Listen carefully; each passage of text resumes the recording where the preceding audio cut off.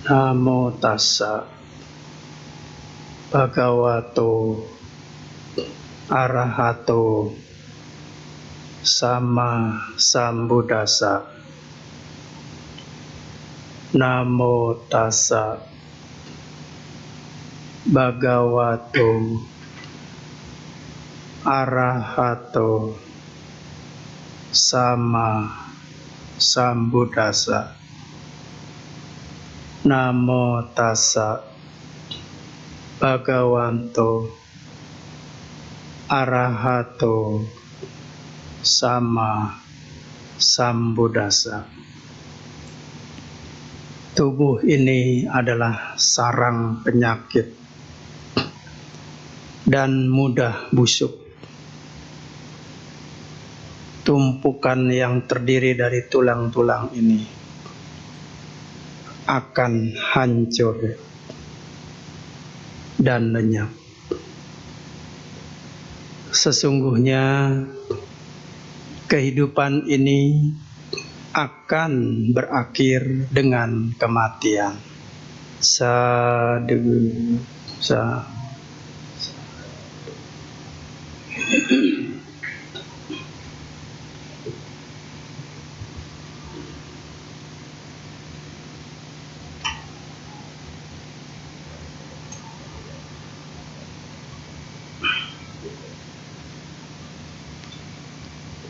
Yang saya hormati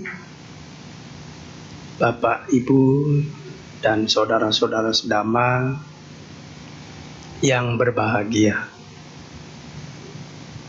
Ya, sungguh merupakan kebahagiaan bagi kita bersama ya pada sore hari ini kita bisa berkumpul, bertemu bersama, mendengarkan Dhamma Desana. Ya, hari ini umatnya yang datang sangat cukup ya, sangat cukup. Tapi bukan cukup banyak, tapi cukup sedikit ya. Nah, tapi tidak jadi masalah ya karena situasinya memang hujan ya. Saya sudah antisipasi umatnya kemungkinan bisa sedikit ya. Saya perkirakan umatnya sedikit. Karena biasanya umat di situ takut kalau kena hujan, ya itu ya. Bisa karena bedaknya luntur, bisa juga ya. Bisa sumeng ya kayak bocah itu ya. Sehingga untuk menghindari itu mereka mungkin nggak jadi ke wihara. Tapi saya sangat acungkan jempol ibu-ibu, bapak-bapak yang meskipun hujan tidak berhenti-berhenti namun tetap bisa ke wihara. Ya, ini kalau sadahnya nggak kuat ya bisa nggak jadi kemari ya. Mungkin bisa ke mall atau ke restoran ya. Nah, pada sore hari ini saya akan memberikan uraian khotbah dengan judul adalah 4 macam bahaya ya. 4 macam bahaya yang tidak bisa dihindari, tidak bisa dihalangi, tidak bisa ditangkal. 4 bahaya ya. Ya, menurut ajaran Sang Buddha ada 2 macam bahaya. Bahaya yang pertama itu yaitu bahaya yang bisa ditangkal, bisa dihindari. Kemudian yang kedua adalah bahaya yang tidak bisa ditangkal atau dihindari. Mau nggak mau kita harus menerimanya. Karena ini nggak bisa ditangkal. Meskipun pakai jimat, pakai kesaktian, nggak bisa. Yang kedua ini. Ya, saya jelaskan yang pertama ini. Ya, ini bahaya yang umum tapi masih bisa ditangkal. Ya. Sebenarnya saya nggak cerita yang ini sebenarnya. Ceritanya ada yang satu yang lebih menarik karena saya yakin umatnya sedikit, jadi saya ganti ceritanya yang sederhana saja. Ya. Bahaya yang pertama itu bahaya yang bisa ditangkal. Bahayanya apa saja? Seperti bahaya banjir, ya. Kemudian bahaya tanah longsor. Kemudian ada lagi bahaya penyakit nyamuk Aedes aegypti, ya. Ada lagi yang namanya bahaya hujan, ya. Hujan tuh kalau rumah kita bocor, ya nanti kita bisa jadi sakit, ya, melalui hujan itu. Angin, bahaya angin. Kemudian bahaya perang, ya, dan sebagainya. Bahaya-bahaya ini bahaya yang umumnya terjadi di dunia ini, ya.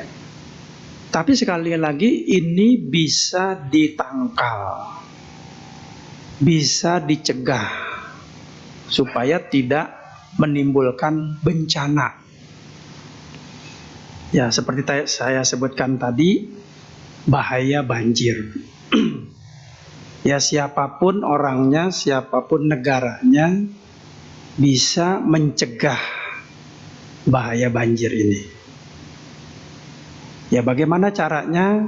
Ya, salah satunya masyarakat dihimbau untuk tidak buang sampah sembarangan, ya.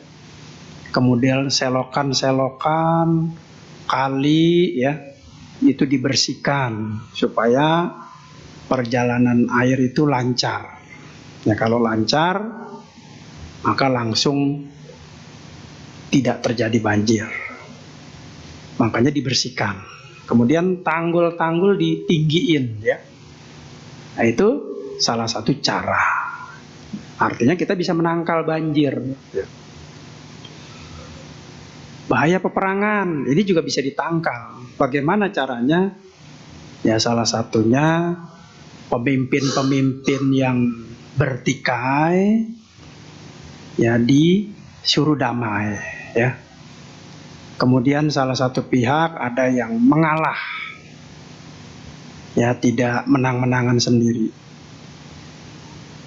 Mereka harus sabar dan saling baik-baikan, ya. Ini salah satu menimbulkan perang kalau nggak terjadi ini, ya.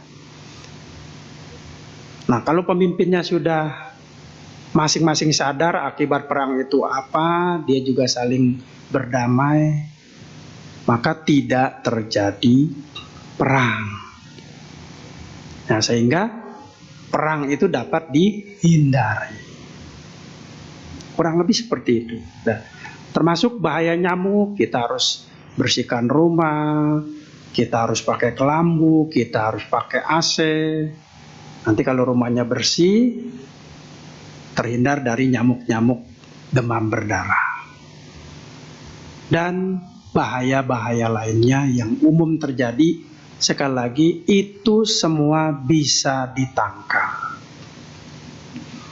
Tentu harapan negara-negara lain, ya termasuk negara kita, termasuk diri kita sendiri, ya, harapannya adalah kita ini ingin hidup damai, ingin hidup bahagia, terhindar dari bahaya, terhindar dari peperangan, ya. Kalau kita udah menghindari itu semua, hidupnya akan tenang, ya. Kalau nggak ada perang, nggak ada banjir, hidup kita nyaman. Dan ketenangan, kenyamanan, kebahagiaan ini dapat kita lakukan, ya, sehingga kita bisa hidup bahagia. Itu harapan kita semuanya. Nah, cara-cara yang ini adalah sekali lagi bisa dilakukan apakah oleh negara, apakah oleh diri kita sendiri. Ya, tergantung kita mau nggak. Ya, kecuali kalau kita nggak mau itu susah obat ya. Tapi kalau kita mau bisa ditangkal semuanya. Nah, selanjutnya bahaya yang kedua, kita sekarang masuk bahaya yang kedua. Yang mana bahaya ini dikatakan di dalam kitab suci tidak bisa ditangkal. Siapapun orangnya, termasuk dia sakti mandraguna, termasuk dia orang suci, ya sudah suci, sakti lagi, tidak bisa menangkal bahaya ini. Sekalipun dia arahat, ya seorang arahat, suci, sakti, dia nggak bisa menangkal bahaya ini, bahaya yang kedua ini. Jangankan arahat, ya, Sang Buddha sendiri yang sudah mencapai kesucian sempurna, ya, juga nggak bisa menangkal bahaya ini, bahaya yang kedua ini. Sangat luar biasa. Nah, lalu apakah bahaya yang kedua ini? Tadi sudah saya sebutkan di awal, ada 4 bahaya menurut ajaran Buddha yang tidak bisa ditangkal, tidak bisa dilenyapkan, tidak bisa dihindari, ya, tidak bisa dicegah. Ini nggak bisa, harus diterima, harus dihadapi. Apa saja itu bahayanya? Yang pertama, ya ini boleh dicatat ya, daripada ngelamun ya, boleh dicatat. Nggak dicatat juga nggak apa-apa ya, karena kita nggak ada ulangan hari ini ya. Jadi nggak apa-apa ya. Bahayanya apa saja? Yang pertama yaitu usia tua. Nggak bisa kita nangkal, nggak bisa ya. Yang kedua adalah sakit, ya, kita nggak bisa menangkal sakit, nggak bisa ya. Saya nggak mau sakit, nggak bisa, pasti sakit ya. Yang ketiga adalah kematian. 3 kematian. Bante, saya nggak mau mati meskipun pakai ilmu karang, nggak bisa mati juga. Ya mati juga. Matian. Yang keempat adalah karma buruk berbuah. Nah, ini yang keempat atau yang terakhir. Kalau karma itu sudah berbuah, kita nggak bisa menangkal. Nah, 4 bahaya ini sekali lagi, jangankan kita, jangankan arahat, Buddha sendiri pun tidak sanggup untuk menahan bahaya ini. Ya. Nah, sekarang kita masuk bahaya yang pertama. Ya, ini perlu dijelaskan supaya bisa lebih jelas. Yang pertama adalah usia tua. Ya. Jadi ketika kita ini sebenarnya sudah lahir ke dunia ini, kita itu sebenarnya akan digiring oleh usia tua, sakit, dan mati. Kita akan digiring ke sini semua. Jadi manusia itu diumpamakan seperti peternak ya. Jadi ketika ternak itu lahir ke dunia ini, ternak itu akan digiring oleh si peternak itu.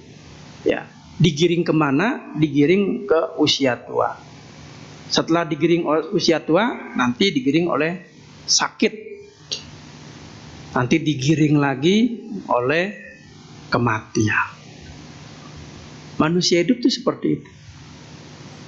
Semakin dia cepat melangkahnya, ya dia akan mendekati kematian. Tidak ada orang yang terbebas dari usia tua.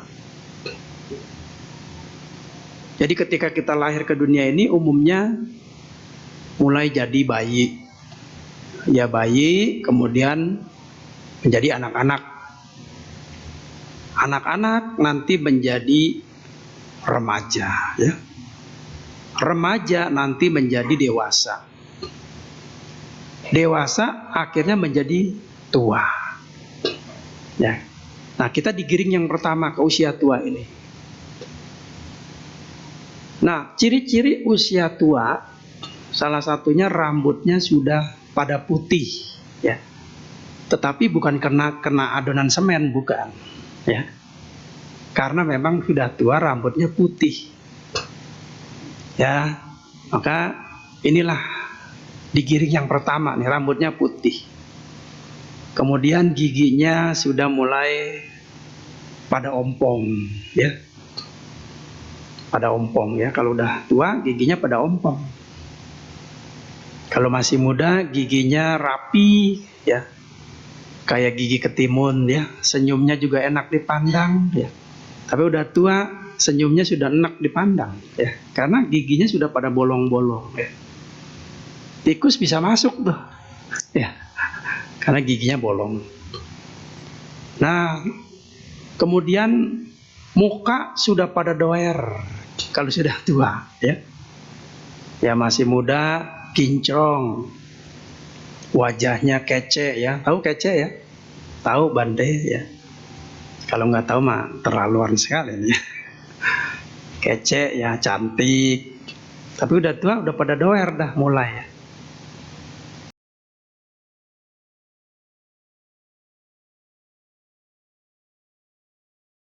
Kalau dari jarak jauh kayak pemuda, begitu deketin ya ampun, ya. Karena apa? Sudah tua, ya. Ya, kemudian jalannya sudah tertatih-tatih, ya. Jalannya sudah nggak bisa cepet, ya. Nggak seperti muda dulu jalannya itu cepet sekali, ya. Tek tek tek tek tek. Tapi kalau udah tua jalannya ya sudah pelan-pelan, ya. Bahkan ada yang pakai tongkat. Ya, itu tongkatnya bukan tongkat pengaman tuh, ya. Tapi tongkat untuk jalan, ya. Kalau orang yang ngerti, tongkatnya tuh sakti tuh. Ada model kayak ular gitu, ya. Ada tuh ular begitu, ya. Tongkatnya. Dikira sakti, nggak tahu karena kakinya sakit. Ya, dengkul-dengkul itu sudah mulai pada sakit kalau usianya sudah tua, ya. Kalau nggak percaya nanti bisa dicek setelah yang satu ini, ya. Dengkul-dengkul tuh hati-hati, ya. Makanya jangan terlalu dipaksakan, ya. Sudah banyak kekurangan. Mata sudah mulai lamur, ya. Melihat apa-apa nggak jelas.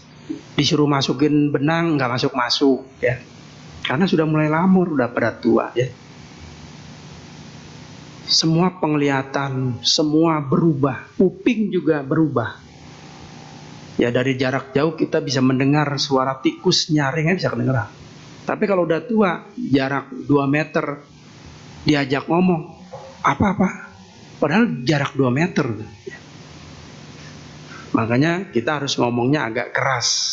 Keras kepada orang yang tua, karena dia bisa ngedenger. Tapi kalau kita ngomongnya halus, pelan, ya, dia nggak kedengeran. Nanti kita akan seperti itu kalau sudah tua, ya.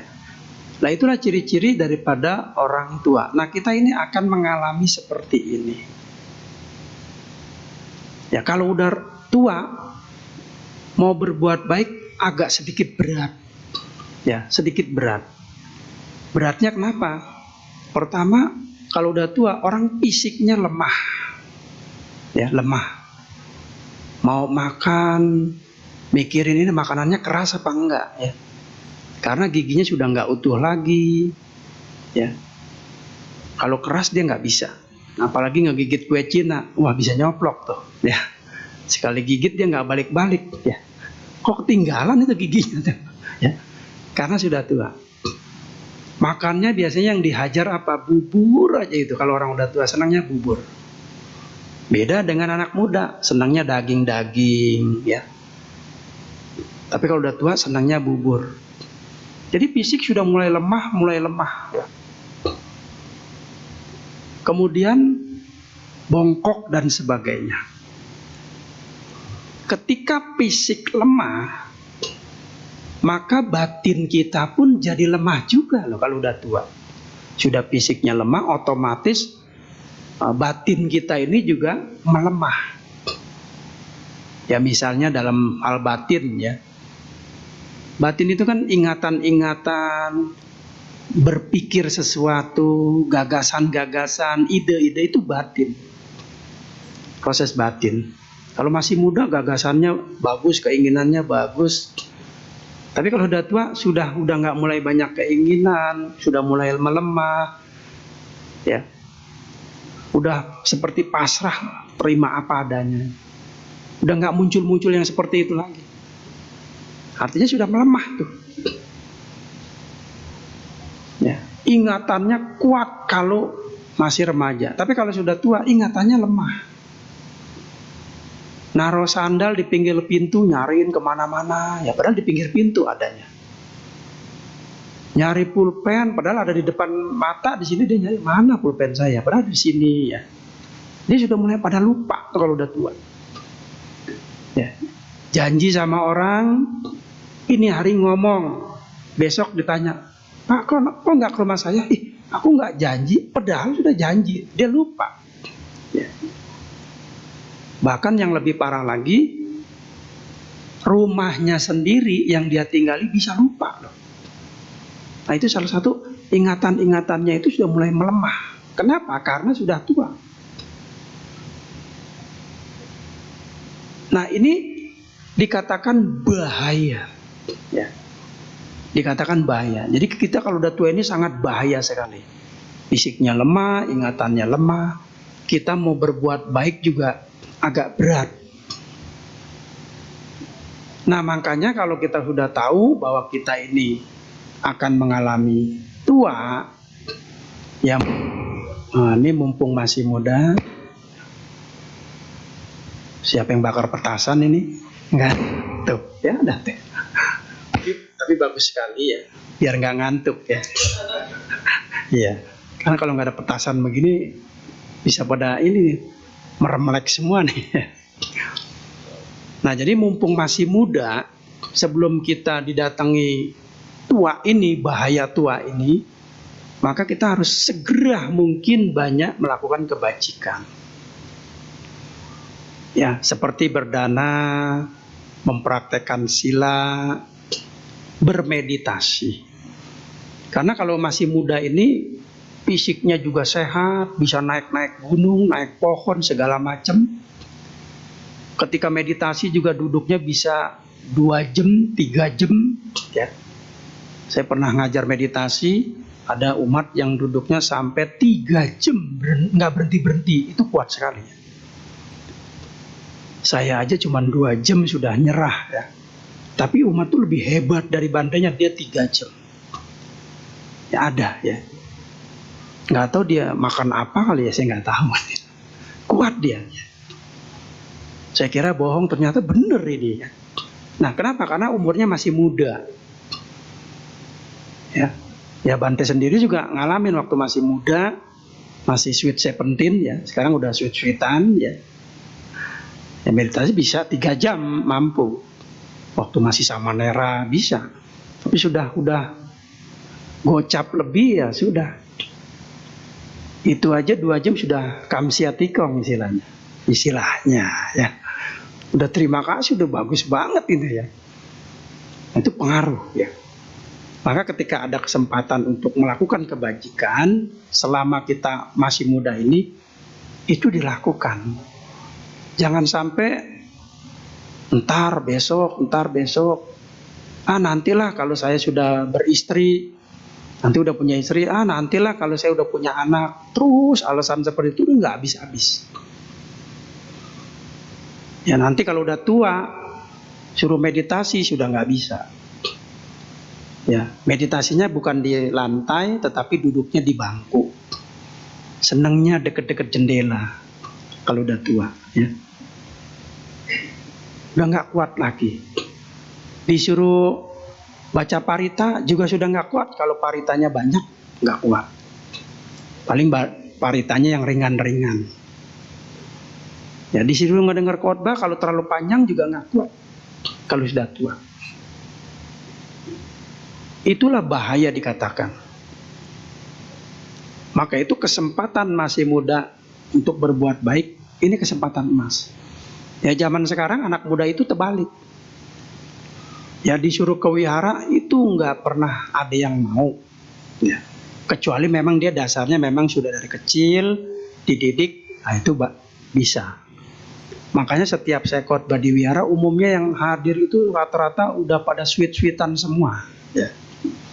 Yang sweet 17 itu jarang sekali ya. Ya saya hitung, sedikit sekali. Lebih banyak yang seneng dengar khotbah itu banyakan orang-orang udah tua. Yang giginya pada ompong ya, yang jalannya susah, itu mereka seneng ya. Tapi masih bagus dia mau, masih bagus. Nah itulah dikatakan bahaya. Kalau kita udah digiring ke usia tua, sangat bahaya. Nah kemudian yang kedua, bahaya yang kedua adalah sakit. Ya sakit. Ini juga bahaya ibu bapak. Bahayanya kenapa? Kalau kita sakit, kita nggak bisa berbuat baik. Meskipun ada keinginan, ada cara, ada uang, sangat sulit sekali untuk berbuat baik. Karena tubuh kita ini sakit. Ya mungkin kalau sakitnya masuk angin masih bisa. Ya kalau sakitnya kanker, ya entar di kemo, ya. Suruh ke wihara, waduh berat sekali. Untuk berbuat baik itu berat sekali. Dirinya sendiri aja sakit, menderita, boro-boro berbuat baik. Nah, bahaya yang kedua ini, yaitu sakit ini, tidak bisa ditangkal. Tidak bisa dihindari. Bante kan ada dokter, kalau kita sakit kita pergi ke dokter. Nanti kan sembuh, ini kan bisa dihindari. Iya, ini hari sembuh, nanti tahun besok kita sakit lagi. Artinya kita tidak lolos dari sakit. Siapapun orangnya ya. Termasuk hewan juga bisa sakit. Manusia bisa sakit. Sekalipun dokter, dukun juga bisa sakit. Ya jangan dikira, kalau dokter mah nggak bisa sakit. Sakit juga. Sakit ini nggak enak, sangat menderita. Ya makannya bubur terus, udah begitu yang tawar-tawar ya. Menderita. Yang lain makan enak, tidur enak, dia nggak bisa. Tidur juga susah. Nah apalagi dalam keseharian kita bisa melihat ada orang yang sudah tua, ya sudah tua, badannya gemuk, sakit-sakitan, ya. Kita lihat sendiri mereka nggak bisa mandiri.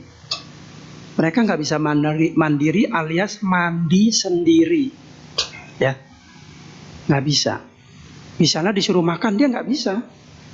Misalnya orang sudah 75, terus badannya sakit-sakitan. Yang anehnya badannya gemuk, kalau sakit-sakitan agak kurus mending. Masih orang ngegendongnya nyaman, ya. Ini sudah gemuk, dia sakit-sakitan, usianya 75. Ya, tapi umumnya sih orang kalau udah tua kurus. Ini yang cilakanya dia gemuk, ini bahaya. Jadi orang mau ngegendong dia nggak bisa. Ya, karena apa? Gemuk. Diperlukan paling sedikit 2 orang. Itu pun orangnya badannya yang keker, yang tiap hari makan daging. Kalau makan nasi uduk nggak kuat juga dia. Berat orangnya itu ya. Jadi menderita sekali. Jadi nggak bisa mandi sendiri. Dia harus dimandiin seperti baby ya. Seperti bayi. Mau minum aja nggak bisa kalau sakit. Harus diminumin. Ada yang minumnya pakai selang karena nggak bisa tangannya bergerak. Mau apa saja susah, sangat-sangat menderita. Ini bahaya. Yang kedua ini sakit. Makanya kita berusaha ya, walaupun sakit itu nggak bisa dihindari, paling tidak kita harus menjaga tubuh kita ini dengan baik, meskipun itu nggak bisa dihindari. Misalnya makannya teratur, ya. Kemudian tidur juga teratur. Jangan suka main catur, ya. Jangan ngatur-ngatur, ya. Ya kita artinya tuh maksudnya kalau memang sudah waktunya tidur ya kita tidur. Waktunya kerja ya kita kerja, jangan malam mainin internet terus. Ya, sampai anaknya diajak-ajak, sampai begadang-gadang mainin internet, tubuhnya akan semakin lemah. Nanti kalau sakit bahaya. Bahaya secara ekonomi, uang kita bisa habis. Bahaya secara fisik, tubuh kita tidak sembuh-sembuh. Yang rugi siapa? Yang rugi dirinya sendiri dan keluarganya. Makanya yang kedua ini dikatakan sakit ini bahaya. Bahaya yang tidak bisa dihindari. Ya, sekalipun Buddha sendiri nggak bisa ngindarin sakit, karena sang Buddha sendiri juga pernah sakit. Ya, jangan dikira sang Buddha tuh nggak sakit juga. Semua tidak bisa menangkal bahaya sakit ini. Kecuali hanya sementara doang, disembuhkan, sembuh, nanti sebulan ya bisa sakit lagi, atau setahun kemudian sakit lagi. Makanya sebelum kita sakit, ya, yang penting asal jangan sakit hati aja ya. Sebelum kita sakit ini, kesempatan untuk berbuat baik sangat-sangat besar. Ya, jalankan kebaikan-kebaikan itu.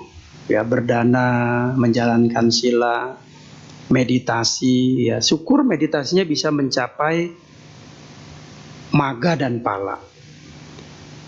Sehingga bisa mencapai sotapana. Lebih bagus. Atau paling tidak kita bisa berlatih lah semampu-mampunya kita.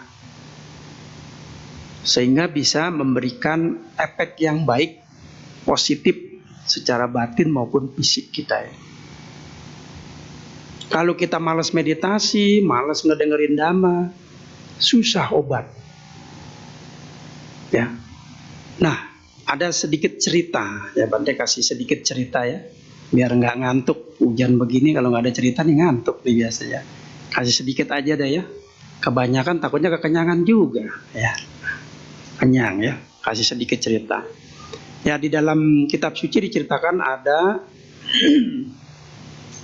seorang perumah tangga, ya, namanya Nakulapita. Nakulapita ini adalah seorang perumah tangga yang sangat baik dan tiap hari dia bertemu dengan Sang Buddha.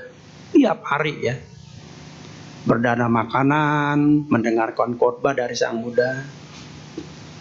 Nah, pada suatu ketika usianya baru menanjak 80 tahun ya. Baru menanjak 80 tahun. Nakulapita ini mulai sakit-sakitan.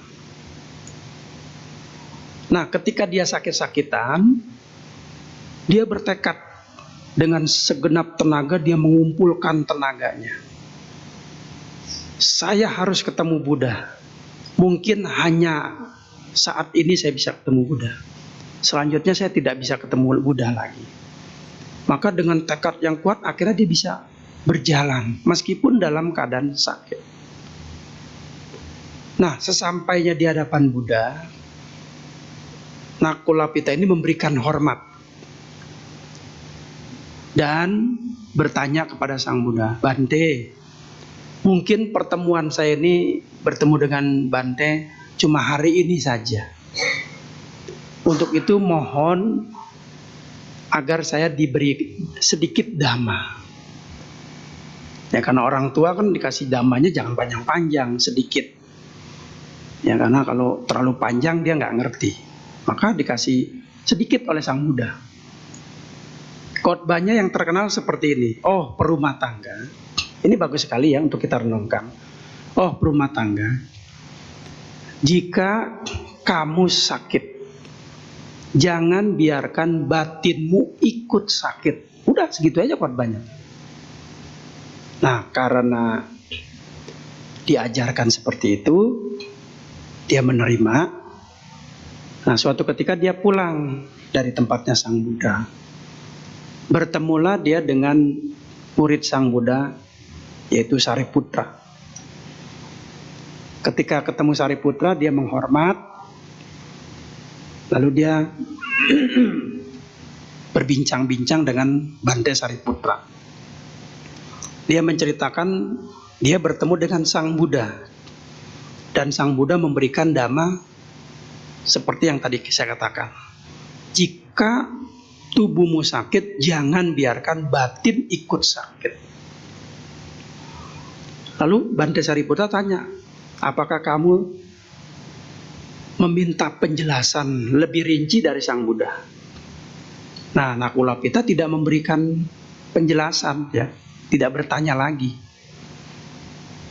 Akhirnya dia memohon kepada Bante Sariputra untuk meminta penjelasan. Maksudnya itu apa?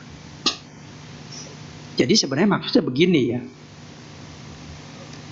Ketika kita ini suatu saat tubuh kita ini sakit, ya, sebenarnya batin kita jangan ikut-ikut sakit.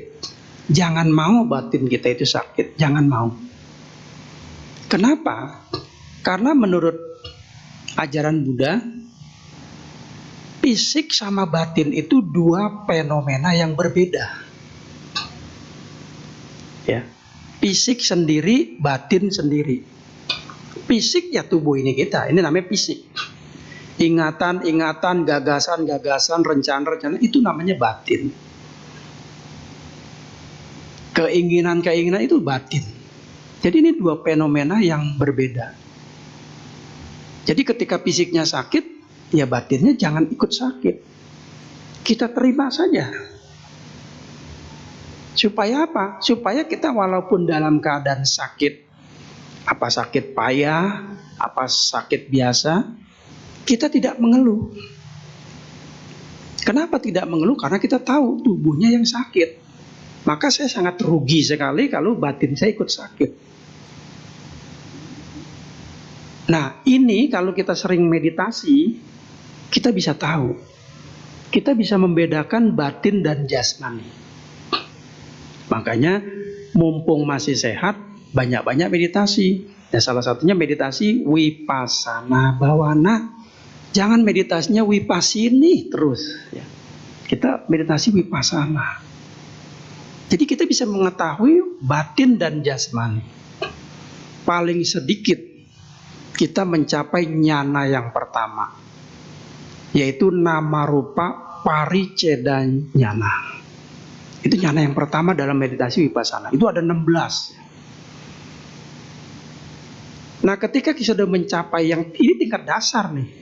Ini biasanya kalau kita tekun bisa dapat nyana yang pertama ini. Tapi kalau mikirin pulang mulu boro-boro dapat, ya.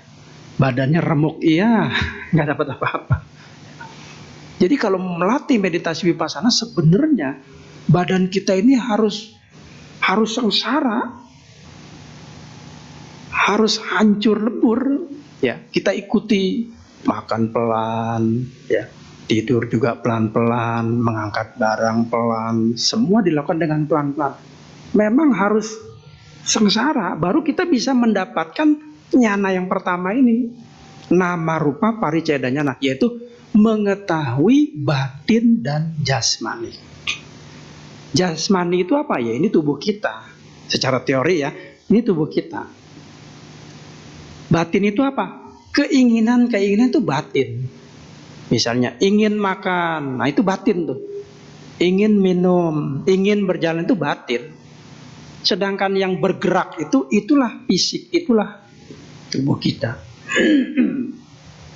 Jadi kalau di dalam Vipassana Bhavana ini nanti kita bisa praktek, bukan teori itu tadi kan teori, tapi kalau praktek tahu kita. Oh ini batin, oh ini tubuh. Kalau dia sudah memahami ini, ketika kita sakit dia tidak mengeluh, dijamin tidak mengeluh. Karena fisik itulah yang sakit, batin saya nggak boleh sakit. Makanya harus praktek meditasi. Misalnya retret 10 hari. Ya 10 hari nggak bisa, 7 hari. 7 hari nggak bisa, 3 hari. Nah, itu suatu kemajuan untuk mendidik batin kita. Itulah manfaatnya. Sehingga ketika sakit kita nggak mengeluh. Makanya supaya nggak mengeluh, walaupun sakit batin kita tetap tenang, batin kita tetap damai. Banyak belajar dhamma, banyak meditasi. Kalau kita tidak mengenal dhamma, tidak praktek meditasi, sakit sedikit mengeluh. Ya. Batinnya lemah, aduh batin saya lemah. Kenapa kok teman-teman saya sehat, saya kok sakit melulu? Ini karma apa? Pernah apa? Nah ini kita mengeluh terus, menderita terus. Akhirnya dia menderita, ibunya, bapaknya, semua keluarga menderita. Karena tidak mau menerima dengan penyakit yang dia alami. Tapi kalau kita sering meditasi, kita dapat menerima. Inilah fisik kita memang harus begini dan memang inilah bahaya daripada penyakit. Nah ketika kita merenungi penyakit ini, maka kita tidak menderita. Nah, itu bahaya yang ketiga. Ya. Bahaya yang kedua. Bahaya yang ketiga apa? Kematian. Ya. Nah sekarang ini umur manusia rata-rata paling hebat 75 tahun. Ya. Setelah 75 tahun mungkin kita akan dibawa ke rumah duka Jelambar. Ya. Minta dibacakan parita dan sebagainya. Ya. Kecuali punya bonus, ya dia akan dapat diskon mungkin 50%, 20%, karena ada bonus. Bonusnya apa? Banyak kebajikannya. Sehingga harusnya 75 naik menjadi 80. Kalau dia beli banyak bisa 90, baru kita meninggal. Nah inilah kematian, tidak bisa ditawar, tidak bisa ditangkal. Bahkan seorang sakti pun, ya seperti Moggallana, dia juga harus mengalami kematian. Buddha juga mengalami kematian. Ini bahaya kematian. Makanya mumpung masih sehat, masih hidup, lakukan kebaikan sebanyak-banyaknya. Sebelum kita semua pada jitbok, maka kita lakukan kebaikan. Nanti kalau nggak nyesel, ya apalagi boro-boro 75, 50 aja udah mengundang Bante baca parita. Padahal baru 50. Ya. Saya sering baca parita di rumah duka tuh, umur berapa Bu? Baru 40. Iya, sudah jitbok, kasihan sekali. Ya.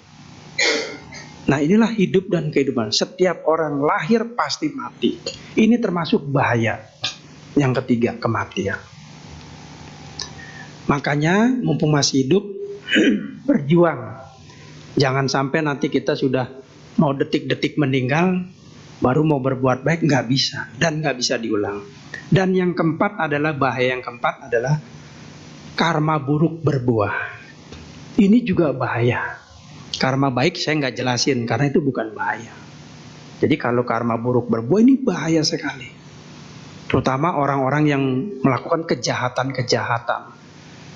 Dia merasa kalau membunuh orang saya aman, hidup saya bahagia ngambilin hartanya.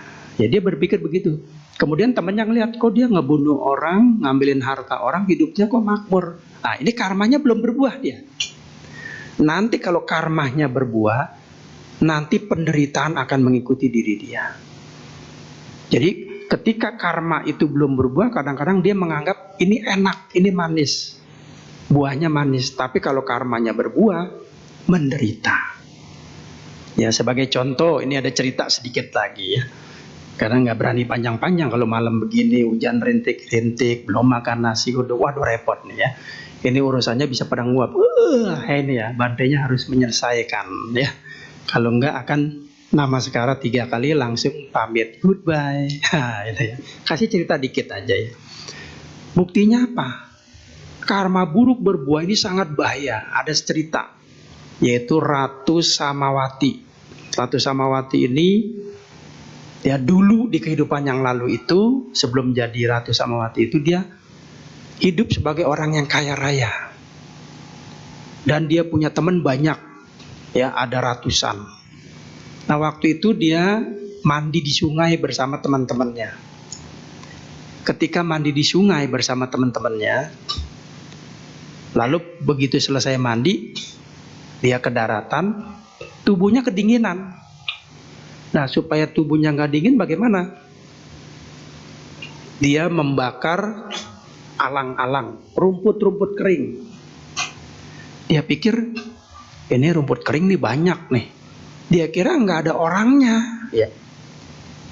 Saya bakar aja jadi anget badannya. Ternyata ketika dibakar itu ada Paceka Buddha lagi meditasi begini. Apinya sudah ngegobar-gobar. Tapi Ratu Samawati itu bukannya nolongin ya. Ya harusnya ketika dibakar dia udah tahu, mungkin awalnya belum tahu. Setelah dibakar dia tahu, ada Paceka Buddha. Harusnya matiin. Apinya dimatiin. Ini malah Paceka Buddhanya dimatiin sekalian, dibakar habis. Nah, akibat karma buruk yang dilakukan, apa yang terjadi?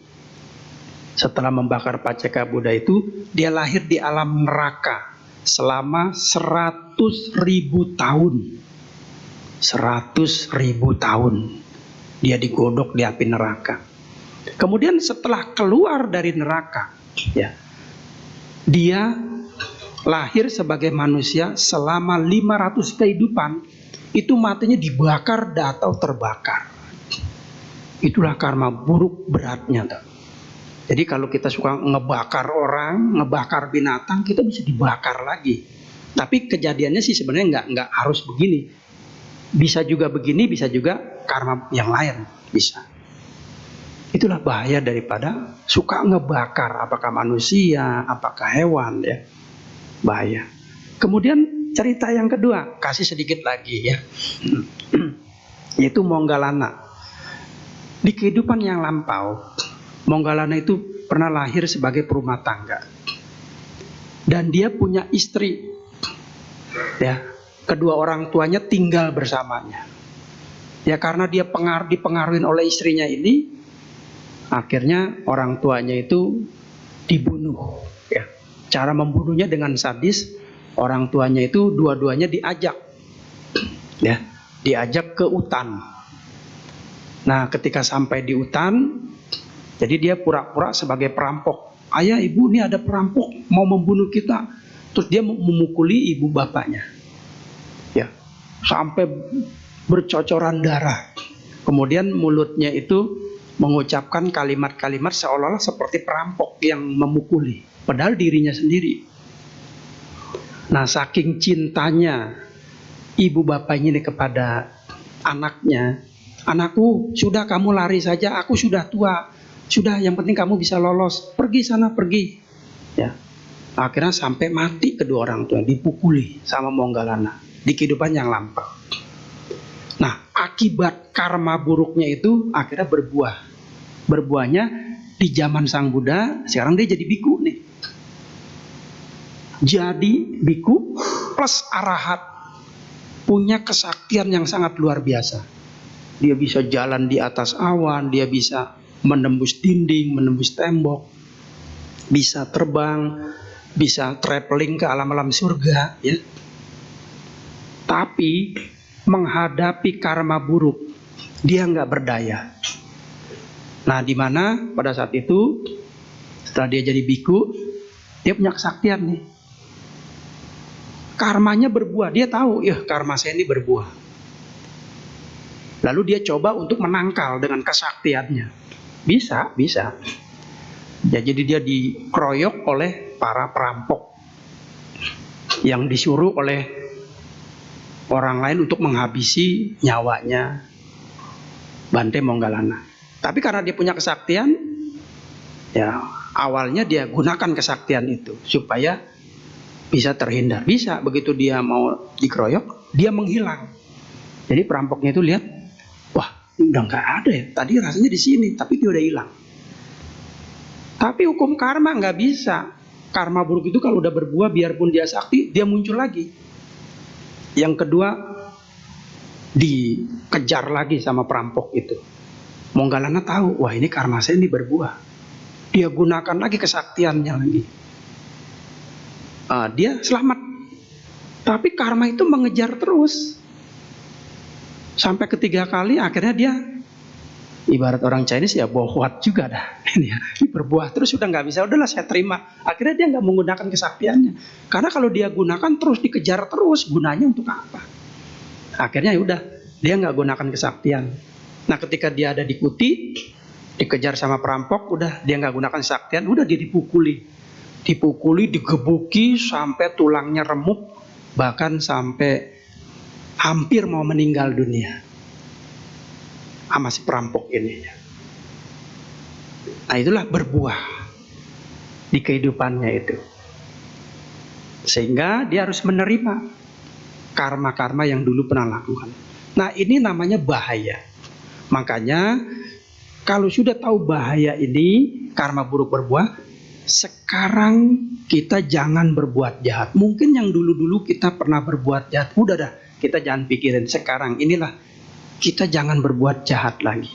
Karena apabila kita berbuat jahat, karma buruk kita berbuah. Nanti kalau sudah berbuah, kita akan menikmati, akan menderita. Oleh karena itu, dari sedikit uraian ini, marilah sekarang kita banyak melakukan perbuatan baik, bermeditasi, agar kita menerima 4 bahaya ini, sehingga tidak membuat kita menderita terus-menerus.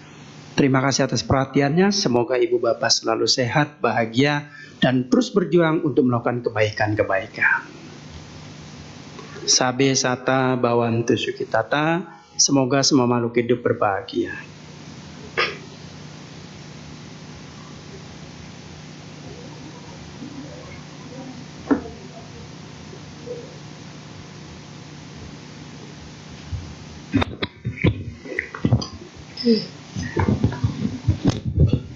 Ya, Bapak Ibu Saudara-saudari, kami menyediakan sebentar waktu untuk sesi tanya jawab kepada Bante. Nah, Bapak Ibu nanti bisa, yang mau bertanya langsung bisa angkat tangan saja, nanti maju ke depan bertanya langsung kepada Bante.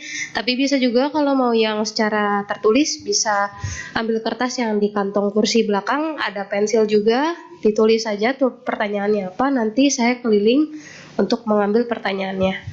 Nah, sembari kita menunggu satu buah lagu, kami ajak Bapak Ibu Saudara-saudari untuk menyanyikan satu buah lagu bersama-sama.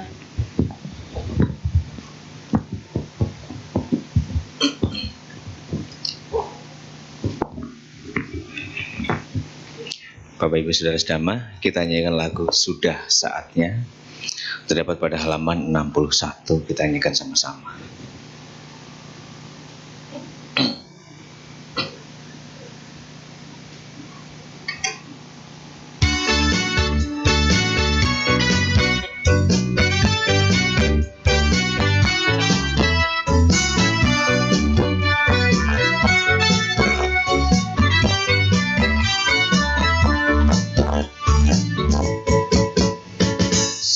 Saatnya kini kita sadar terhadap masa muda, karena dengan damainya kita dapat terbebas dari belenggu duka hidup ini.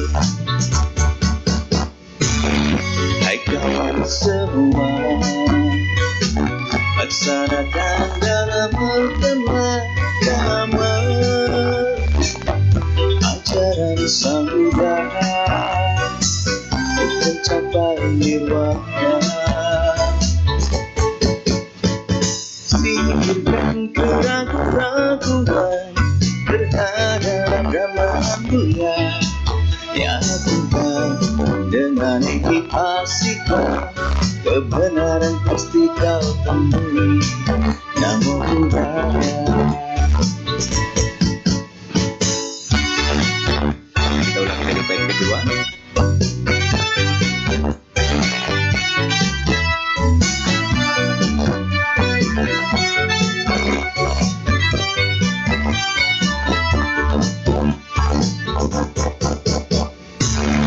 Hai kawan semua,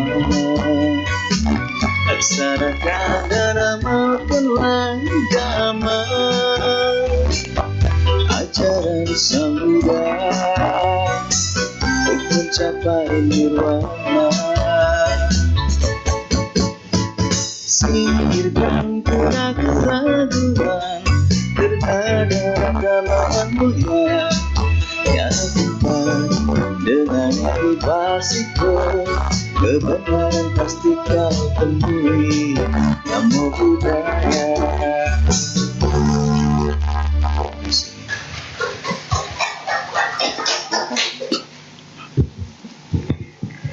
Ya, baik. Ada yang ingin bertanya secara langsung terlebih dahulu? Boleh angkat tangan ya, silakan Ibu. Maju ke depan. Dengan Ibu siapa? Bu Tini ya? Ya, Bu Tini silakan. Selamat malam Bante, terima kasih atas selamat malam. kesempatannya. Yang ingin saya tanyakan, kita kan hidup sudah berulang-ulang kali. Iya. Kemudian kita itu misalnya sekarang jadi orang yang biasa-biasa saja atau jadi jahat atau jadi baik, apakah itu akan kecenderungannya pada saat kita terlahir di kemudian hari akan menjadi seperti itu lagi? Misalnya kalau dia jahat banget, dia nanti kehidupan berikutnya akan jadi jahat sekali, atau kalaupun dia akan berubah atau apa sih yang menyebabkan dia akan berubah? Gitu, itu yang pertama. Ya, saya jawab yang pertama dulu supaya saya nggak lupa ya. Ya, Nanti baru lanjutkan. Bagus sekali pertanyaannya dari saudari siapa? Tina ya. Tina ya. Tini. Oh ya, Tini ya. Jadi kalau orang itu kecenderungannya berbuat jahat ya. Apakah dia bisa berbuat jahat terus? Ya. Selama orang itu tidak menyadari kejahatannya, itu bisa terus-menerus. Karena apa? Nggak ada usaha, nggak ada tindakan untuk merubah dirinya itu. Sama saya umpamakan seperti orang ini bodoh ya. Sebenarnya dia nggak bodoh, tapi karena dia malas belajar, malas menghafal, ya, maka dia akan menjadi orang bodoh terus, bisa. Dan akan terus-menerus bodoh. Kenapa?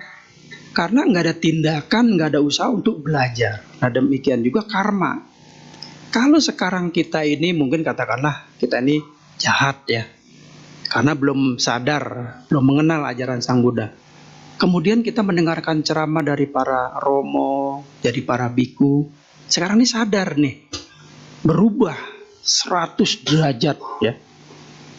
Lalu melakukan kebaikan-kebaikan, meditasi dan sebagainya. Maka di kelahiran yang akan datang kita bisa berubah, bisa. Jadi kita jangan terlalu pasrah diri ataupun wah kayaknya saya ini udah jahat, udahlah udah kepalang ajar terus saya jahat. Jangan seperti itu ya. Kita harus punya perjuangan. Itu bisa dirubah kok. Kalau kita jahat bisa dirubah jadi orang baik. Bahkan orang sekejam apapun seperti Anggulimala itu dia biasanya suci. Kenapa dia berubah? Karena dia mau merubah setelah mengenal Buddha dan ajarannya. Jadi seperti itu. Jadi nggak selamanya seperti itu kalau dia mau merubah. Tetapi dia akan seperti itu kalau dia tidak mau merubah. Jadi semua ada di tangan kita. Oke? Ya, silakan pertanyaan yang kedua. Bagus sekali pertanyaannya ya. Kalau anak kecil saya kasih permen ini. Ya, bagus sekali. Yang kedua adalah karena kita hidup, kita pasti berhubungan dengan orang-orang, berinteraksi. Kemudian kadang-kadang kita berinteraksi dengan orang, ada yang misalnya kita belum lama kenal, tapi rasanya srek gitu ya, bisa chemistry-nya masuk gitu ya. Kemudian ada orang eh, biasanya ya, kalau kita punya ini secara manusia biasa, kalau kita punya kepentingan selaras, biasanya kita kan kecenderungannya tidak terjadi konflik. Tapi kalau kita punya kepentingan berseberangan, kadang-kadang terjadi konflik. Nah, apakah kalau kita kalau kita akhirnya ketemu orang-orang yang kita sebenarnya akhirnya kepentingannya berseberangan, ya, kemudian terjadi konflik atau kurang sreg lah. Apakah itu juga karena masa lalu kita, atau sebenarnya bukan, hanya karena pemikiran kita atau kepribadian kita aja yang pada saat ini mungkin tidak bisa menyesuaikan dengan dia, atau mungkin juga bukan kita, bisa juga karena dia yang kecenderungannya untuk terus menerus demikian. Jadi Ya. Bagus pertanyaan. Yang kedua juga bagus juga ya. Ini kalau anak kecil saya kasih coklat, tambahin lagi ya. Jadi pertanyaannya, bagaimana kalau kita yang pertama, kadang kalau kita ketemu orang, begitu ketemu rasa langsung serak gitu, senang gitu, bahagia ya, karena ini sesuai dengan irama kita ya. Ya, kenapa seperti itu? Yang kedua, kenapa kalau kita ketemu teman, ya jangankan sering ketemu, pertama kali ketemu aja kita rasanya sudah nggak nyaman gitu. Kita ngelihat muka dia enak, pengen muntah gitu ya, gitu ya. Atau kita deket dengan dia selalu clash, selalu bermasalah. Kenapa? Apakah ini karma? Ingat, jawabannya tidak selalu karma. Karma itu memang ada hubungan, tapi tidak dijadikan alasan yang pertama ya. Jadi tergantung dari kita juga yang pertama. Kedua ya memang itu karma. Bagaimana cara menghadapi orang itu? Ya tentu kita dengan bersabar, dengan kata-kata yang baik, ya, dengan pikiran yang baik, tidak negatif thinking. Hal itu bisa merubah. Ya, misalnya contoh gampangnya, kalau kita ketemu yang kurang baik lah, baru ketemu aja kita rasanya nggak nyaman nih, ya, itu bisa dari pikiran, ya, bisa dari pikiran itu dalam arti negatif thinking gitu. Kayaknya begitu ketemu aja kurang nyaman, jangan-jangan dia orangnya kurang baik. Ini kita menerka-nerka sendiri, bisa dari pikiran seperti itu. Padahal sesungguhnya kalau kita deketin, sesungguhnya dia bisa baik. Itu bisa juga dari kalimat-kalimat kita atau perilaku kita yang mendukung untuk menjadi dia tidak baik. Bisa. Misalnya kita ucapannya kasar, ya, atau kita nggak percaya dia menjadi nggak serap. Jadi banyak sebab. Jadi bukan segala sesuatu selalu dikaitkan karma. Kalau begini caranya nanti kita nggak bisa punya teman. Ya, jadi caranya yaitu dengan pikiran yang baik, dengan perilaku yang baik. Walaupun kita sebenarnya kurang pas nih, tapi coba kita tunjukkan dengan perilaku baik, ucapan baik, semua baik. Mereka bisa baik. Tetapi kalau kita udah usaha, ya, tindakan-tindakan yang baik melalui pikiran yang baik, ucapannya baik, kita tunjukkan kepada dia juga baik, setia, lalu orang itu masih nggak baik juga sama kita, itu namanya baru karma. Gitu ya. Ya baik, terima kasih atas pertanyaan yang kedua, begitu bagus sekali. Silakan yang selanjutnya. Apa masih ada yang ingin bertanya secara langsung? Kalau tidak ada, pindah ke pertanyaan tertulisnya, Bante ya. Ya, tolong dibacakan. Ya. Yang pertanyaan pertama. Ya, satu-satu dulu ya. Nama budaya Bante, selamat malam. Saya ingin bertanya, kenapa sepanjang hidup Buddha Gautama tidak pernah menyinggung makhluk-makhluk yang terlahir sebagai makhluk air seperti ikan-ikan besar maupun ikan-ikan kecil dan makhluk air lainnya? Mungkin maksudnya lebih sering yang diceritakan tuh jadi binatang darat gitu. Ya, saya jawab dulu ya. Baik, kenapa Sang Buddha nggak menyatakan yang alus-alus seperti semut, seperti ikan-ikan kecil, ya? Karena itu kurang bermanfaat. Diceritakan juga kurang bermanfaat. lebih bermanfaat menceritakan tentang manusia. Karena manusia itu makhluk yang istimewa. Yang apabila diberi dhamma, sentuhan dhamma, kita bisa mencapai kesucian, kita bisa mencapai arahat, kita bisa menembus 31 alam kehidupan. Nah, karena ini bermanfaat, maka diajarkan oleh Sang Buddha. Termasuk juga kenapa Sang Buddha nggak ngajarin kesaktian. Kalau harus sakti, umat Buddha harus begini-begini. Kenapa? Nggak bermanfaat. Kesaktian itu nggak bermanfaat. Yang bermanfaat apa? Ketika kita jahat, kita merubah tubuh kita menjadi orang baik, kemudian sampai suci, itu yang bermanfaat. Makanya dari segenggam daun yang ada Sang Buddha mengajarkan hanya segenggam daun yang ada di tangan ini. Yang lain tuh dia nggak diajarin. Kenapa? Karena nggak bermanfaat. Seperti ilmu pengetahuan, kesaktian, alam semesta yang begitu luas, nggak diajarin. Kenapa? Nggak bermanfaat. Yang bermanfaat apa? Merubah manusia yang tadinya belum suci menjadi suci, itu jauh lebih bermanfaat. Itu sebabnya. Oke, ya silakan yang kedua. Kemudian yang berikutnya, nama budaya, selamat malam Bante. Pertanyaan saya, bagaimana cara mengatasi sakit cacingan dalam perut? Karena kalau minum obat cacingan itu kan seperti membunuh cacing yang dalam perut. Apakah itu termasuk membunuh makhluk hidup, Bante? Iya. Jadi kalau kita makan obat, kebetulan obat itu dari cacing, ya. Kita harus tahu dulu apa yang dimaksud pembunuhan. Yang dimaksud pembunuhan itu ada beberapa syarat. Pertama, kita tahu ada makhluk hidup. Ya. Yang kedua, langkah-langkah untuk membunuh makhluk hidup itu. Ya. Ketiga, makhluk hidup itu mati ini gara-gara kita nih. Jadi ada tindakan, ada makhluk hidup, ada tindakan, kemudian kita melakukannya sendiri dan akhirnya makhluk hidup itu mati, itu namanya disebut membunuh. Kalau misalnya obat, gampangnya seperti kita makan daging ayam. Ya. Kalau ayam itu memang sudah mati, misalnya dibunuh oleh si B, ya. Ayam itu udah mati, udah dibunuh. Kita tinggal makan doang. Itu bukan disebut membunuh kita. Ya demikian juga obat. Ya. Misalnya obat itu obat cacing supaya kita nggak cacingan, ya. Kita makan tuh obat, tapi dia kan berbentuk mungkin kapsul atau serbuk mungkin, ya. Ya kita nggak kena. Kenapa nggak kena? Ya karena yang membunuh itu orang lain, bukannya kita. Kita hanya sakit, lalu kita makan obat cacing. Memang itu terbuat dari cacing. Lalu kita minum obat itu. Tidak disebut membunuh. Kenapa? Karena bukan kita yang membunuh. Orang lain yang membunuh, lalu dia racik menjadi obat cacing supaya kita sembuh. Nah, kecuali kita kena penyakit cacing, harus makan cacing yang hidup, kita makan jadi sembuh. Nah, itu malah bahaya. Membuat kita kena karma, membunuh. Ya.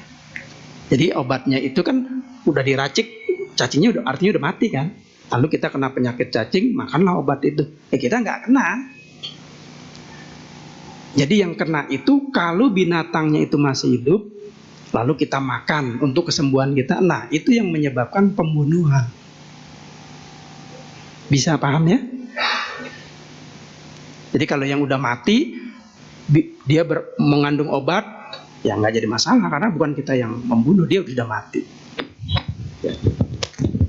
Berarti mungkin yang dipikirkan itu bukan niat, saya mau membunuh cacing di perut saya, tapi saya ingin sembuh maka saya ingin minum obat.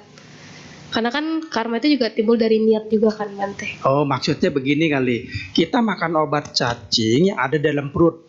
Cacingnya itu kan hidup. Dengan makan ini dia kan mati. Pertanyaan saya tadi, syarat untuk membunuh, kita harus tahu adanya suatu makhluk. Pertanyaan saja, kita bisa ngelihat nggak dalam tubuh kita tuh ada cacing lewat-lewat begitu?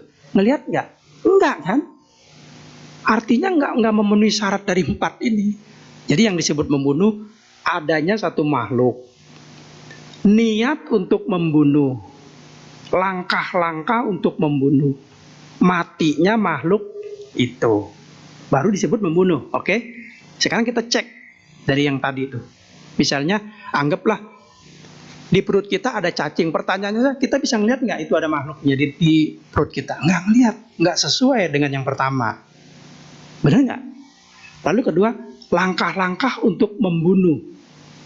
Ya, langkah itu tindakan, mungkin mengambil palu, mengambil kampak untuk membunuh makhluk hidup itu. Kemudian matinya makhluk hidup itu, kita tahu nggak dia mati di dalam gitu? Kita nggak tahu. Jadi juga nggak sesuai. Yang ini salah satunya, ini nggak sesuai. Yang keempat juga nggak sesuai. Jadi artinya kita tidak disebut membunuh, tidak, karena nggak kelihatan itu tadi, dan kita nggak tahu dia mati apa enggak, maka tidak disebut pembunuhan. Itu bisa ya? Ya. Oke, semoga jawabannya bisa membuat paham kepada Bapak Ibu yang tadi yang bertanya. Baik, demikian sesi tanya jawab pada malam hari ini sudah selesai. Terima kasih atas pertanyaan-pertanyaan yang masuk, dan terima kasih banyak Bante atas jawabannya. Semoga bermanfaat bagi kita semua. Kami juga mengucapkan terima kasih Anumodana atas dhamma desana yang telah disampaikan pada malam hari ini Bante. Baik, Bapak Ibu, kami persilakan untuk berdiri dan bersikap anjali karena Bante akan meninggalkan ruang dhamma sala.